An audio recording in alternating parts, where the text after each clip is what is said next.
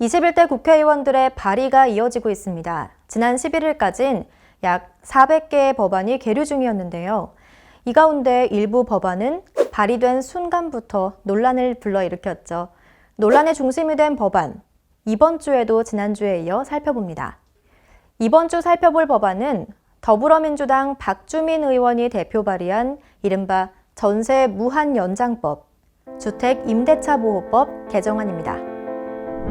개정안의 주요 내용을 살펴보면 세입자가 월세 3기분을 연체하지 않은 이상 집주인은 세입자의 재계약 요구를 거절할 수 없다는데요. 재계약을 할 땐 월세 또는 전세금의 인상 비율이 5%를 초과할 수도 없다고 합니다. 집주인이 직접 살기 위해 세입자와 계약을 해지하는 경우 실거주해야 할 객관적 사유가 필요합니다.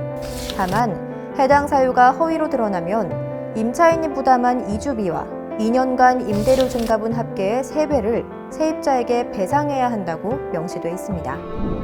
이 개정안이 통과되면 반전세, 월세가 늘어나는 건 물론이고 임대차 시장 전체가 불안해질 가능성이 있다고 합니다. 이 법안이 가진 긍정적인 효과는 무엇이고 또 부정적인 측면은 어떤 점이 있는지 VCR을 통해 자세히 살펴보시죠. 여당인 더불어민주당이 주택 임대차 시장 개편에 속도를 내고 있습니다. 민주당 의원들은 21대 국회가 열리자마자 주택 임대차 보호법 개정안 등 시장 규제를 강화하는 법안을 발의했는데요. 핵심은 임대차 3법입니다. 임대차 계약 신고제, 계약 갱신 청구권제, 전월세 상한제라고 하는데요. 주거복지를 강화하고 경제적 약자인 세입자를 보호하기 위해 이 같은 법안이 필요하다고 합니다.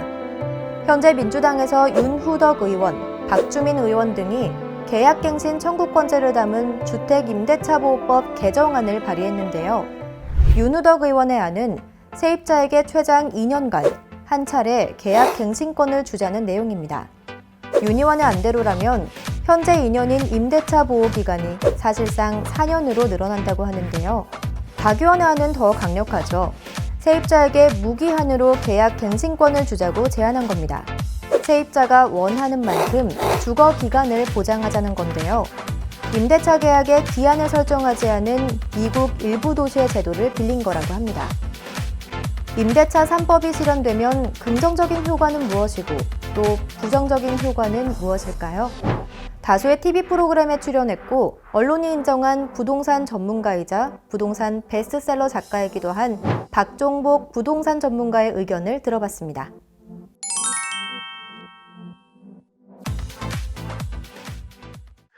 세입자들의 전세 계약이든 월세 계약이 2년으로 되어 있습니다.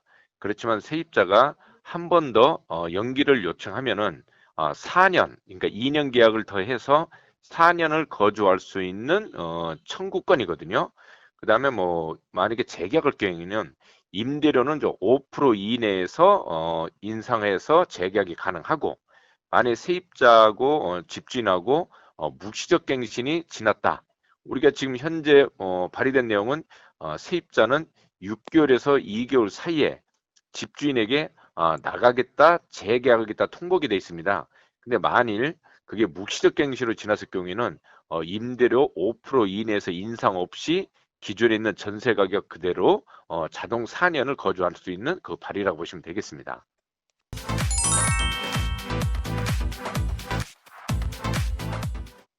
일단 지금 전세 계약갱신 청구권이 많이 시행될 거는 부정적인 영향이 일단 많다고 볼 수 있는데요. 일단 첫 번째로는 전세 가격 상승은 규정 사실로 볼 수 있을 것 같습니다. 지금 일단 서울이라든가 수도권에 전세 물건이 상당히 지금 기하고 있는 상태고, 또한 부동산 매매 거래율이 줄어들고 있으면서 오히려 전월세를 찾는 분들의 수요가 많아지고 있거든요. 또한 전세 계약 기간이 1년에서 2년으로 바뀔 때 1990년도에 그 법이 바뀌었습니다. 이제 2년으로 계약 기간을 늘렸다. 그때 당시에 전반적으로 보면은 평균적으로 약 17%의 전월세 가격이 전국적으로 상승했거든요.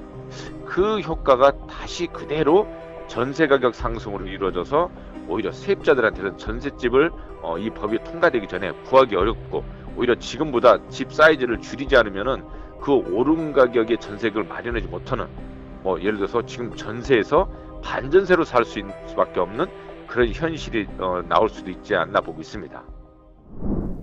박의원 입법안의 핵심은 임대차 재계약을 할 때 임차인에게 계약 갱신을 요구할 수 있는 권리, 즉 계약 갱신 청구권을 부여하는 겁니다.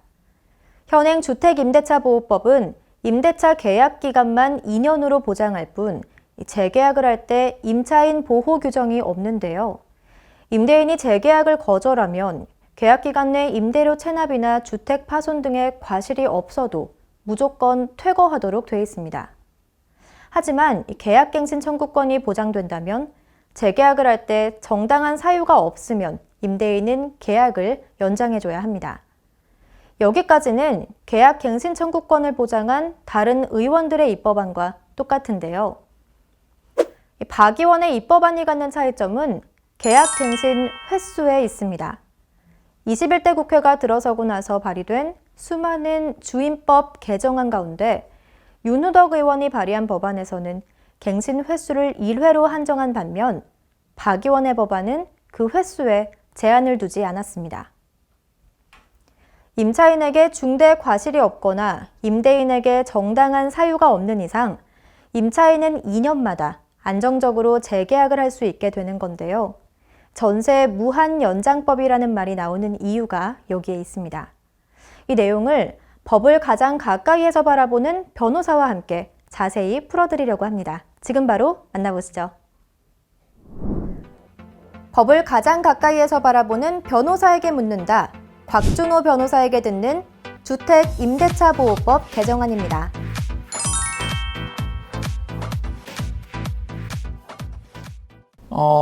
내가 어떠한 펜을 가지고 있으면 이 펜을 내가 팔 건지 쓸 건지 또는 뭐 부러뜨릴 건지 이 모든 것들이 펜 소유자인 나한테 있지만은 이 법이 적용되면 본인이 집을 가지고 있다 하더라도 어떠한 임차인이 난 이 집에서 평생 살 거야 한다면 평생 그 집을 살게끔 내어줘야 한다는 것도 이론적으로 얼마든지 상정이 가능하죠.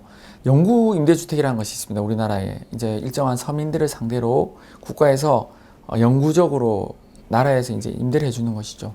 그 영구 임대주택을 다른 사람한테 다시 빌려준 경우, 거기에 대한 각종 문제, 법적인 문제들을 하는데, 물론 그것이 걸리게 되면 그 살 수 있는 권리를 박탈당하게 되는 등의 제재를 따릅니다만은, 현실적으로 밤마다 다른 사람 집 놓고 해가지고 이게 맞냐 이렇게 확인할 수도 없는 노릇이 하기 때문에 그런 일들이 비일비재합니다.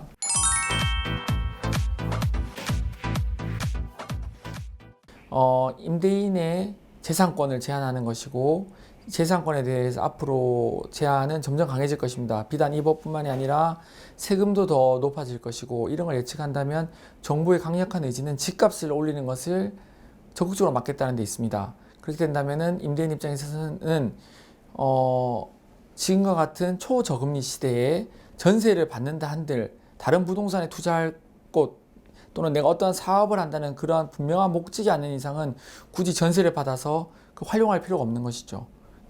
그래서 웬만하면 여유가 조금이라도 있다 한다면은 전세보다는 당장에 돈을 얼마라도 받을 수 있게끔, 즉 자신이 소유하고 있는 부동산을 활용할 수 있는 월세를 선호하게 될 것입니다. 서울에 인기 있는 지역에 임차를 들어간 사람은 그 권리를 내놓으려고 하지 않겠죠. 계속 가지고 있으려고 하겠죠. 그렇다면은 그 집에서 임대인도 결국은 손을 쓸 수가 없으니까 있는 사이에 그 임차인은 그 권리를 약간의 소위 말하는 권리금이라든지 프리미엄을 받고 다른 임차인에게 넘길 수 있는 그런 일이 발생할 수 있죠. 권리금이나 프리미엄이 발생하지 않는다고 또 보장할 수 없는 것이, 실제로 상가 같은 경우에 있어서는 목 좋은 곳에 있는 상가는 권리금이 있지 않습니까? 권리금은 임대인, 즉 그 상가의 소유자한테 가는 것이 아니라 임차인, 즉 목 좋은 곳에 상가를 가지고 있는 그 임차인에게 새로운 임차인이 지급하는 돈이잖아요.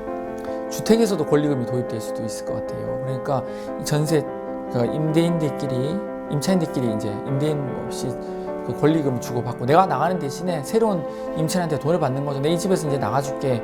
하지만 너가 이 집에서 앞으로 평생 살 수 있으니까 나한테 내가 나가는 대가를 지급해라. 안 그러면 나 안 나갈 거야. 이러면 돈을 주고서라도 대치동 같은 경우, 예, 그렇죠. 대치동 같은 경우에 학군이 있으면 고성 엄마들이 이제 권리금을 들고 이제 임차인을 쫓아다니면서 이제 저 집은 이제 고3이 끝났으니까 이제 나이가 우리 아들이 이제 고3이니까 우리 딸이 고3이니까 이제 저 집에 가서 살 수 있게끔 하고 그 임차인한테 돈을 주고 이제 좀 나가주세요 이렇게 할 수도 있겠죠.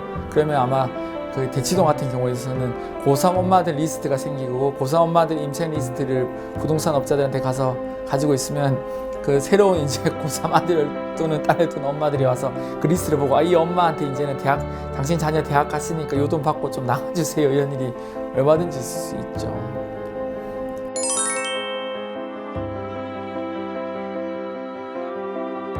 제가 악법이라고까지 보기는 힘들 것 같습니다. 약간의 악법은 아니다. 악법까지는 힘들다. 왜냐하면 어느 정도 제한이 있는데 다만 이렇게 무제한적으로 하기보다는 조금 더 디테일하게 제한을 둬서 이 취지는 좋잖아요. 취지는 좋은데 지금까지 전문가의 시각에서 풀어본 임대차 3법이었습니다. 부동산 매매 거래를 신고하듯 전월세 계약도 신고하자는 내용과 전세금 인상률을 최대 5%로 제한하자는 내용, 마지막으로 임차인이 원하면 계약 기간을 늘릴 수 있는 계약 갱신 청구권 등의 내용이 담겨 있는 임대차 3법. 임차인의 주거 안정을 보호하는 취지는 좋지만 주택 임대 시장이 요동칠 수 있는 만큼 더욱더 많은 논의가 필요해 보이는데요. 국회는 지금에서 이 법안이 앞으로 어떤 식으로 국회를 통과할지 계속 지켜보도록 하겠습니다.